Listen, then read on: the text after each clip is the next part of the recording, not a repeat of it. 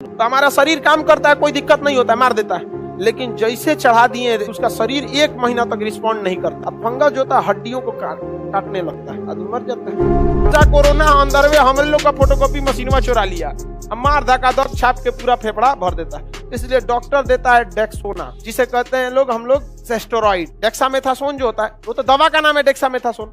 जैसे कम्बी फलान दवा का नाम है, लेकिन उसके अंदर होता कौन सा है? पैरासीटामोल। क्या होता है? पैरासीटामोल। उसी तरह दवा, वैसी दवा स्टेरॉइड कहलाती है जो हमारे शरीर को काम करने से रोक देती है। स्टेरॉइड अच्छी बात नहीं होती, स्टेरॉइड लगा देगा ना आपका शरीर काम करना छोड़ देता है। इसलिए अगर कोरोना के मरीज को हो गया तो डॉक्टर क्या लगा देता है? स्टेरॉइड। कहता है का शरीर काम मत कराओ। जैसे स्टेरॉइड लगाता है फोटोकॉपी मशीन बंद हो जाती। कोरोना कहता है रे चोट्टा कहीं का, हमारा खानदान कैसे बढ़ेगा? फोटोकॉपी मशीन काट दिया। तो सुबह शाम डेक्सामेथासोन लगाता था डॉक्टर। समझ में आ गया कि नहीं आ गया?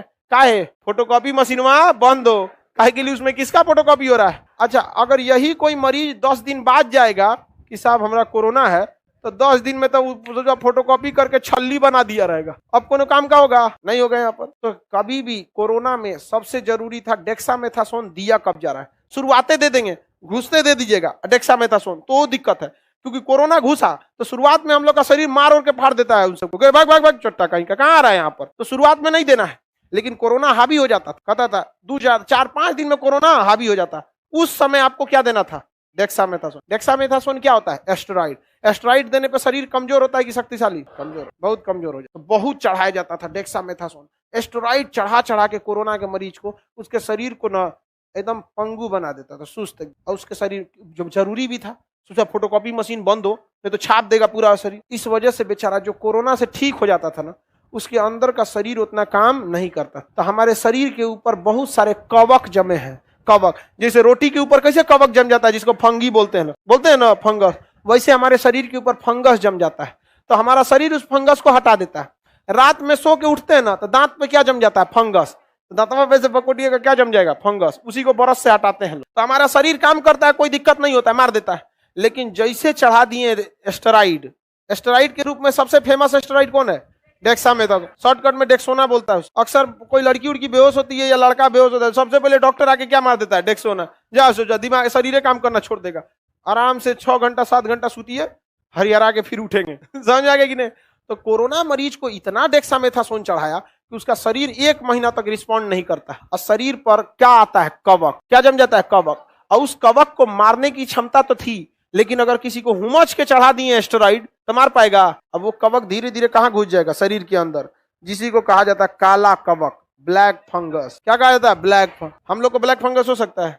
हम लोग के शरीर पर है अभी ब्लैक फंगस? कुछ नहीं हो सकता है, क्योंकि शरीर उनको मार के साइड कर दिया।